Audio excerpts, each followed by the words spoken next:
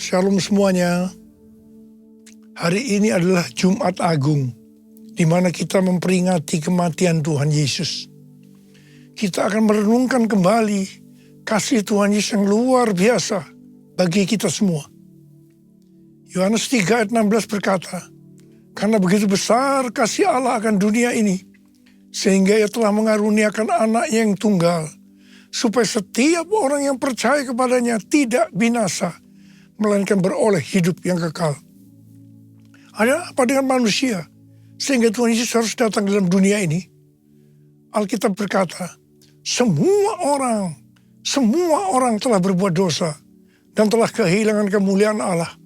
Upah dosa adalah maut, mati, tempatnya di neraka. Neraka adalah tempat yang sangat mengerikan. Jangan sampai masuk neraka. Karena itu Tuhan Yesus datang ke dalam dunia ini untuk menyelamatkan kita semua. Bagaimana cara Tuhan Yesus menyelamatkan kita? Alkitab berkata, Tuhan Yesus yang tidak mengenal dosa, dijadikan dosa oleh karena kita semua. Supaya di dalam Dia, yaitu mereka yang percaya kepada Tuhan Yesus, dibenarkan oleh Allah. Apa arti dari ayat ini?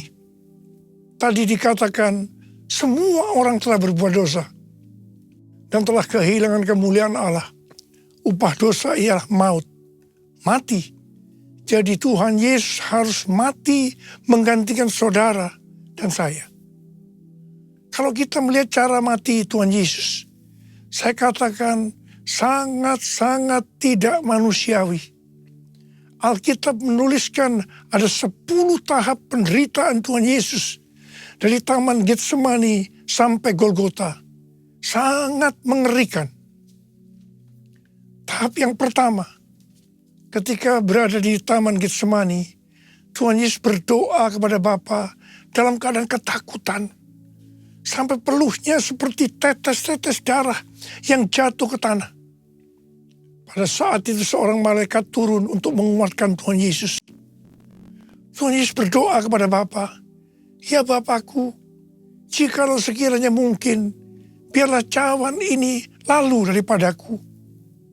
Tetapi jangan seperti yang ku kehendaki, melainkan seperti yang kau kehendaki." Tuhan Yesus berdoa 3 kali seperti ini kepada Bapa. Tetapi Bapa tidak menjawab. Di sini Tuhan Yesus tahu bahwa Dia harus mengalami penderitaan ini. Di sini Tuhan Yesus mengajar kepada kita bahwa di dalam doa kita boleh menawar, tetapi jangan memaksakan kehendak. Bagi yang sekarang dalam keadaan ketakutan, kita harus ingat bahwa Tuhan Yesus pernah mengalami ketakutan untuk menebus dosa kita semua. Karena itu datanglah kepada Tuhan Yesus. Dia pasti mampu dan mau menolong kita semua. Tahap yang kedua, Tuhan Yesus ditangkap. Dia dituduh dengan bermacam-macam tuduhan. Diludahi, mukanya ditinju, dipukul. Tetapi Tuhan Yesus tidak membalas. Di sini Tuhan Yesus mempraktekkan apa yang diajarkannya kepada kita. Agar kita mengasihi dan berdoa bagi orang-orang yang membenci kita. Mengutuk kita, mencaci maki kita. Jikalau kita hanya mengasihi orang-orang yang mengasihi kita, apa jasa kita? Karena orang-orang berdosa pun juga mengasihi orang-orang yang mengasihi mereka. Tahap yang ketiga, Tuhan Yesus dibelenggu dan diadili. Waktu Tuhan Yesus diadili oleh Pilatus, ternyata tidak didapati kesalahan yang membuat Tuhan Yesus harus dihukum mati. Sementara itu orang-orang Yahudi terus berteriak-teriak supaya Tuhan Yesus dihukum mati. Salibkan dia! Salibkan dia! Akhirnya Pilatus menyerahkan Tuhan Yesus untuk disalibkan. Tahap yang keempat, Tuhan Yesus dicambuk. Proses awal dari penyalipan, jubah Tuhan Yesus dibuka dan dihukum cambuk. 2 algojo bergantian menghunjamkan cambuk ke punggung Tuhan Yesus. Ujung cambuk ini terbuat dari potongan tulang dan potongan besi. Tiap kali cambuk itu dihunjamkan ke punggung Tuhan Yesus. Itu menimbulkan luka yang dalam. Tuhan Yesus berteriak-teriak kesakitan. Darah Tuhan Yesus bercucuran. Tuhan Yesus bermandikan darah. Tahap yang kelima, kepala Tuhan Yesus diberi mahkota duri. Duri ditancapkan di kepala Tuhan Yesus dengan cara dipukul. Sakitnya luar biasa, darah bercucuran. Tahap yang keenam, Tuhan Yesus memikul salib. Dalam kesakitan, berlumuran darah, ditambah semalaman Tuhan Yesus tidak tidur, Tuhan Yesus harus memikul salibnya. Tuhan Yesus jatuh bangun karena tidak kuat. Maka Simon dari Kirene disuruh menggantikannya. Tahap yang ketujuh, tangan dan kaki Tuhan Yesus dipaku. Sakitnya luar biasa, darah bercucuran. Tahap yang kedelapan, Tuhan Yesus digantung di atas kayu salib. Pada saat itu Tuhan Yesus menderita secara lahir maupun batin. Secara lahir dia merasakan sakit yang luar biasa di sekujur tubuhnya. Dan juga merasa sesak karena ada cairan yang menekan jantungnya. Secara batin, Tuhan Yesus menderita karena Tuhan Yesus melihat semua orang yang lalu lalang menghujat dia. Ahli-ahli Taurat, tua-tua, imam-imam menghujat dia. Bahkan salah satu penjahat di sebelahnya juga ikut menghujat. Tahap yang kesembilan, Tuhan Yesus merasa ditinggalkan oleh Bapa. Sekitar jam 12 siang sampai jam 3 petang, tiba-tiba langit di sekitar Golgota menjadi gelap. Tuhan Yesus gelisah. Dan dia berteriak, Eli, Eli, lama sabachthani. Allahku, Allahku, mengapa engkau meninggalkan aku? Tuhan Yesus merasa ditinggalkan oleh Bapa. Orang yang berdosa pada hakikatnya dipisahkan dari Bapa. Jadi untuk menebus orang yang berdosa, maka Tuhan Yesus harus merasakan ditinggalkan oleh Bapa. Dipisahkan dari Bapa. Saya percaya ini adalah puncak penderitaan Tuhan Yesus. Penderitaan lainnya tidak ada artinya dibandingkan merasa ditinggalkan oleh Bapa. Bagi saya, kalau saya tidak bisa merasakan hadirat Tuhan, itu adalah hal yang paling berat dalam hidup saya. Karena itu saya setiap hari selalu menjaga langkah-langkah dalam hidup saya. Agar saya terus mengalami hadirat Tuhan. Kalau ada dosa, harus cepat diselesaikan. Supaya terus merasakan hadirat Tuhan. Saya berharap saudara juga melakukan hal yang sama seperti itu. Kalau ada di antara kita yang sudah tidak merasakan hadirat Tuhan.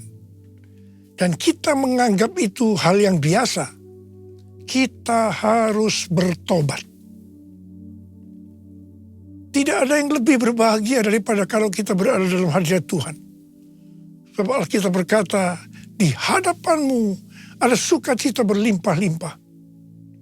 Artinya di dalam hadirat Tuhan ada sukacita dan kebahagiaan yang berlimpah-limpah.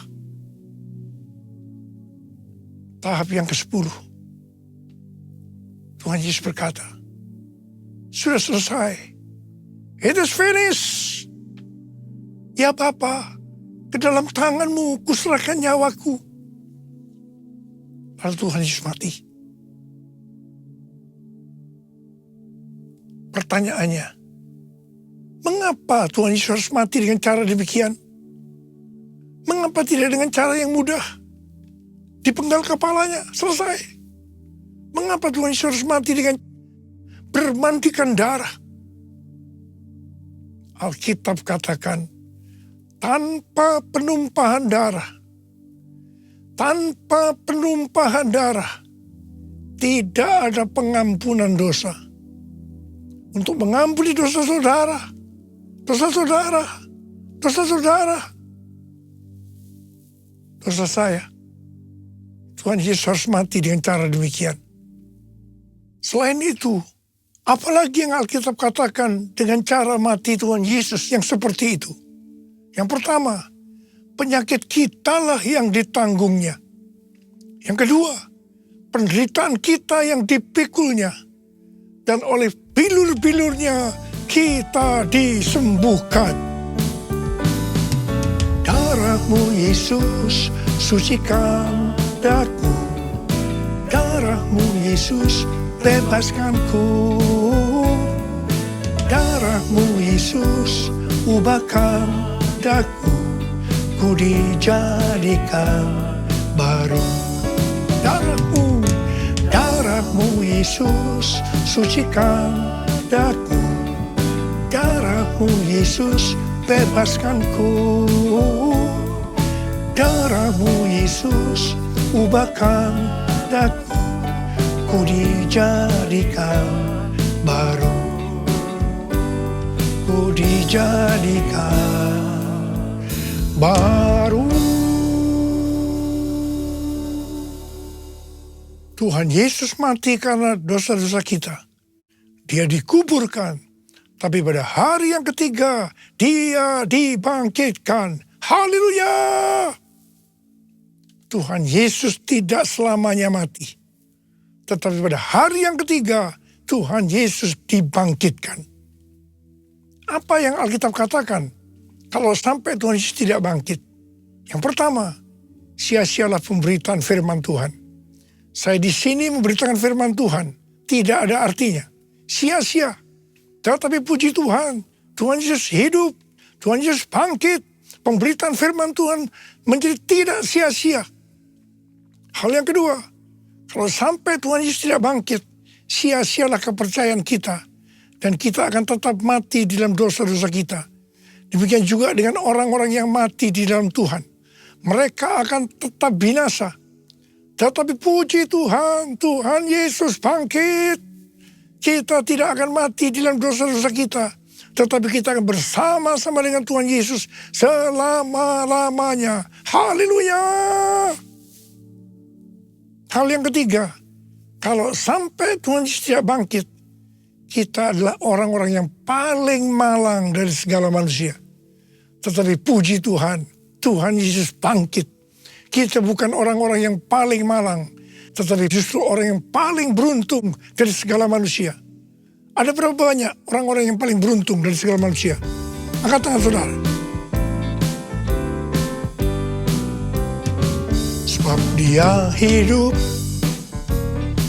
ada hari esok. Sebab Dia hidup, ku tak gentar. Aku tahu Dia pegang hari esok. Hidup jadi berarti sebab Dia hidup.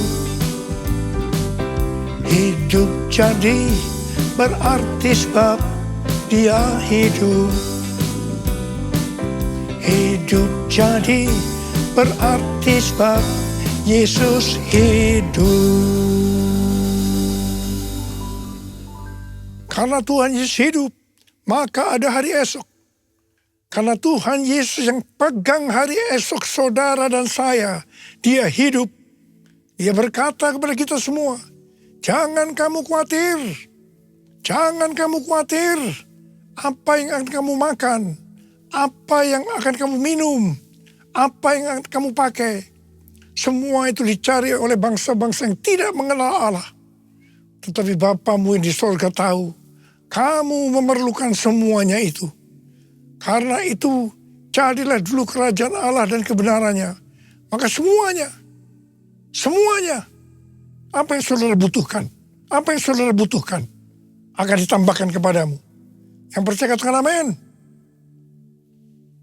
Karena Tuhan Yesus hidup, maka mujizat-mujizat yang dilakukan oleh Tuhan Yesus masih ada sampai dengan hari ini.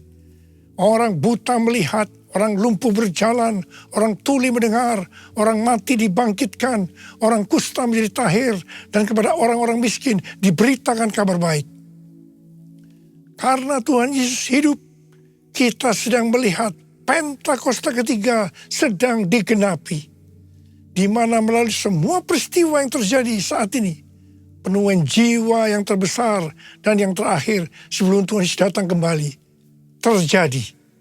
Hari-hari ini terjadi kebangkitan generasi Yeremia, yaitu generasi anak-anak muda yang dipenuhi dengan Roh Kudus, cinta mati-matian kepada Tuhan Yesus, tidak kompromi terhadap dosa, dan akan memenangkan banyak jiwa.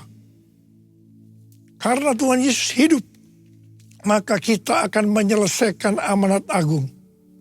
Hari-hari ini Tuhan berbicara kepada banyak hamba-hamba Tuhan tentang tahun 2033. Tahun 2033 adalah peringatan 2000 tahun kematian, kebangkitan, kenaikan Tuhan Yesus ke sorga.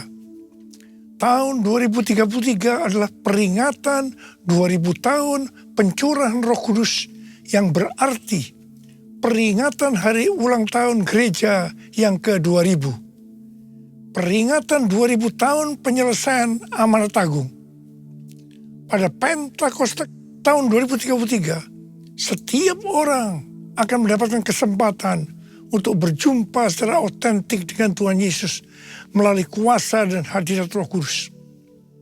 Rick Warren, seorang hamba Tuhan dari Gereja Baptis, mengatakan bahwa target untuk menyelesaikan amanat agung pada tahun 2033, sesuai dengan Matius 24 ayat 14, maka setelah amanat agung selesai, maka Tuhan Yesus akan datang kembali. Saya tidak berkata bahwa tahun 2033 Tuhan Yesus pasti datang. Yang saya katakan bahwa pada tahun 2033 Tuhan Yesus bisa datang kembali. Karena itu dalam waktu yang relatif singkat ini, yaitu 9 tahun, mari kita lebih sungguh-sungguh melayani Tuhan. Karena Tuhan Yesus hidup, maka memasuki tahun 2024, Tuhan memberikan tema bahwa tahun 2024 adalah tahun untuk bangkit, jadi teranglah. Yesaya 60 ayat 2 dan 3 berkata, sebab sesungguhnya kegelapan menutupi bumi dan kekelaman menutupi bangsa-bangsa, tetapi terang Tuhan terbit atasmu dan kemuliaannya menjadi nyata atasmu. Bangsa-bangsa berduyun-duyun datang kepada terangmu, dan raja-raja kepada cahaya yang terbit bagimu. Hari-hari ini Pentakosta ketiga sedang turun. Dan Tuhan Yesus berkata dalam Matius 5 ayat 14 sampai dengan 16, bahwa kita adalah terang dunia. Hendaknya terang kita bercahaya di depan semua orang, supaya mereka melihat perbuatan kita yang baik dan memuliakan Bapa kita yang di sorga. Bangkitlah, terangmu sudah datang. Bangkitlah, terangmu sudah datang. Kemuliaan Tuhan telah terbit, kemuliaan Tuhan telah datang, kemuliaan Tuhan telah terbit atasmu, atasmu, atasku, atasku, atasku, sekali lagi, atasku. Bangkit dan jadi teranglah, artinya kita harus berbuah. Tuhan Yesus berkata dalam Yohanes 15 ayat 1 dan 2, Akulah pokok anggur yang benar, dan Bapakulah tukang kebunnya. Setiap carang padaku yang tidak berbuah, dipotongnya, dan setiap carang yang berbuah, dibersihkannya, supaya ia lebih banyak berbuah. Kita ini adalah carang. Carang yang tidak berbuah dipotong, jatuh ke tanah, menjadi kering, kemudian dikumpulkan orang, dan dicampakkan dalam api, lalu dibakar. Jadi kalau kita tidak berbuah, akan apa akibatnya? Kita akan dimasukkan dalam api neraka. Jangan sampai tidak berbuah. Waktu Tuhan Yesus memberikan perumpamaan tentang penabur benih, dikatakan ada benih yang jatuh di semak duri. semak duri ini akan semakin besar dan menghimpit tanaman itu sehingga tidak berbuah. Ini menggambarkan orang yang mendengarkan firman, lalu kekhawatiran dunia, tipu daya kekayaan, dan kenikmatan hidup menghimpit firman itu sehingga tidak berbuah. Tuhan Yesus dengan tegas memberitahu kita bahwa faktor utama yang menyebabkan orang percaya tidak berbuah adalah kekhawatiran dunia, tipu daya kekayaan, dan kenikmatan hidup. Ini adalah tipu daya si iblis. Hal yang seperti ini banyak dialami oleh orang Kristen. Karena itu Tuhan Yesus berkata, bangkitlah, jadi teranglah. Artinya kita harus berbuah. Tuhan Yesus berkata, kalau kita tinggal di dalam Dia dan firman-Nya tinggal di dalam kita, maka kita akan berbuah.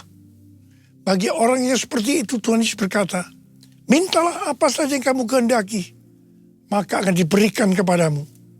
Dalam hal inilah Bapakku dimuliakan, bahwa kamu berbuah banyak dan menunjukkan bahwa kamu adalah murid-muridku.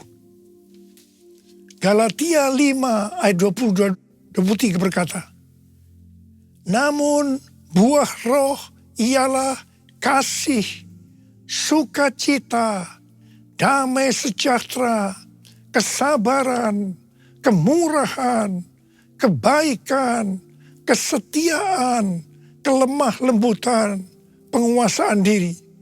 Tidak ada hukum yang menentang hal-hal itu.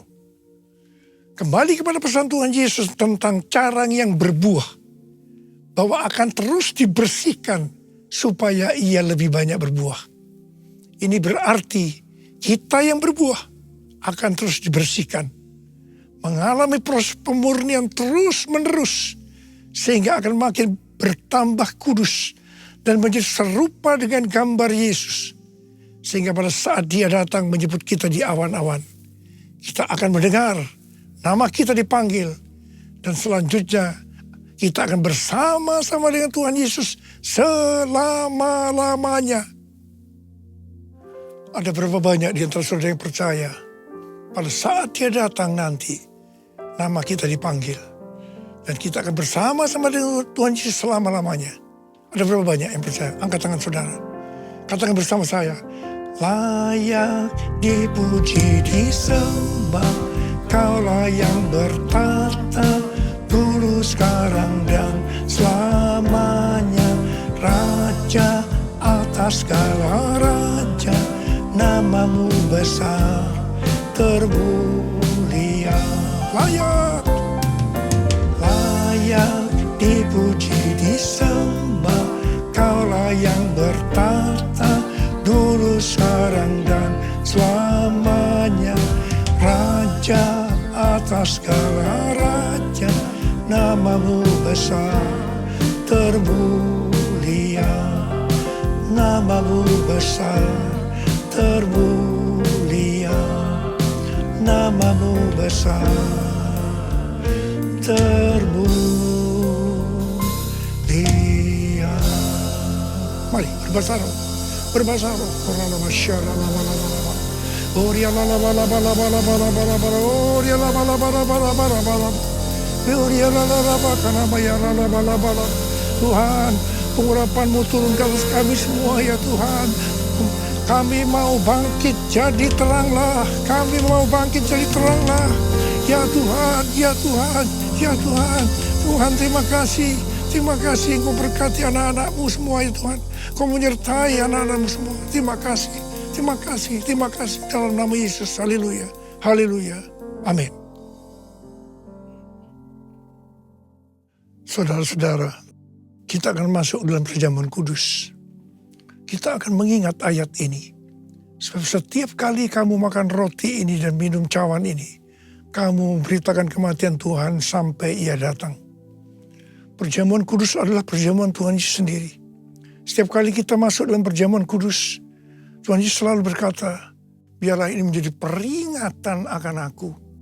Karena itu mari arahkan hati kita kepada kebaikan Tuhan. Supaya kita lebih mengasihi Tuhan Yesus. Supaya kita lebih mengasihi satu dengan yang lain. Mari kita tundukkan kepala. Bapa, siapakah kami sebelum kami mengenal Engkau? Kami semua orang berdosa. Upah dosa adalah maut, mati. Tapi Engkau yang tidak berdosa telah dijadikan dosa oleh karena kami. Engkau harus turun dari surga mulia. Mati ganti kami dengan penderitaan yang luar biasa. Sungguh kalau kami pikirkan betapa baiknya Engkau ya Aba. Engkau jadikan kami sebagai anak-anak-Mu. Engkau berkati, Engkau tuntun, Engkau bela, Engkau lindungi. Engkau juga tegur kalau kami salah. Malah Engkau hajar kami. Itu Engkau ya Aba. Itu Engkau ya Aba. Tuhan akan memberkati kita semua melalui perjamuan kudus. Tapi Tuhan mau kita makan dan minum dengan cara yang benar. Karena itu sekarang masing-masing lihat keadaan dirimu. Introspeksi. Jangan menyimpan dosa. Kalau ada dosa yang Tuhan ingatkan saat ini, langsung minta ampun. Ampuni kami Tuhan. Ampuni. Ampuni kami Tuhan. Ampuni. Ya Tuhan. Ya Tuhanku. Ya Allahku. Bapa, layakkan kami untuk masuk dalam perjamuan kudus. Kami akan masuk dalam perjamuan kudus dengan hati yang penuh ucapan syukur. Dalam nama Yesus kami berdoa. Amin. Mari. Angkat roti di tangan kanan kita tinggi-tinggi. Sebab apa yang telah kuteruskan kepadamu telah aku terima dari Tuhan. Yaitu bahwa Tuhan Yesus pada malam waktu ia diserahkan mengambil roti. Dan sesudah itu ia mengucap syukur atasnya. Dia memecah-mecahkannya dan berkata, inilah tubuhku yang diserahkan bagi kamu. Perbuatlah ini menjadi peringatan akan aku.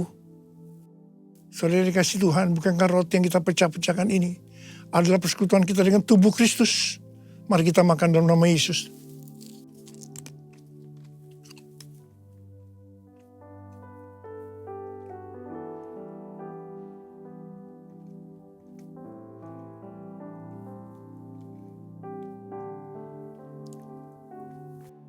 Angkat cawan di tangan kanan kita tinggi-tinggi.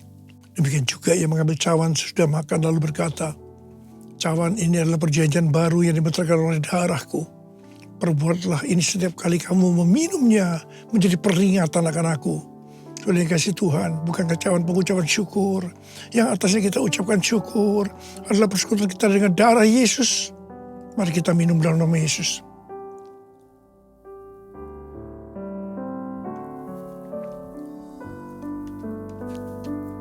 Angkat tangan kita di hadapan Tuhan. Ucapkan syukur dan terima kasih dengan suara, jangan diam. Tuhan, terima kasih Tuhan. Terima kasih Tuhan. Terima kasih ya Tuhan. Terima kasih. Terima kasih ya Tuhan. Terima kasih. Bapa, saat ini kau sedang menyembuhkan yang sakit. Kau sedang membebaskan yang terikat. Kau menghibur yang susah. Engkau menguatkan yang lemah. Engkau memberikan pengharapan-pengharapan yang baru bagi yang datang dengan putus pengharapan. Terima kesembuhan. Terima. Oh Tuhan, terima kasih. Terima kasih. Urapan-Mu turun ke atas kami semua. Urapi kami, Aba. Urapi kami, Aba. Urapi kami. Terima kasih, Yesusku. Terima kasih, Yesusku. Puji syukur hanya bagi Tuhanku. Terima kasih, Yesusku, terima kasih Yesusku. Puji syukur hanya bagi Tuhanku. Puji syukur hanya bagi Tuhanku. Puji syukur hanya bagi Tuhanku.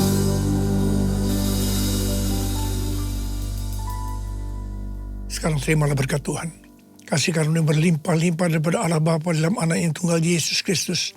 Persekutuan yang manis dengan Roh Kudus menyertai kita semua. Mulai hari ini sampai Tuhan Yesus datang menjemput kita di awan-awan. Dan bahkan sampai selama-lamanya. Yang percaya bersama-sama katakan, Amin.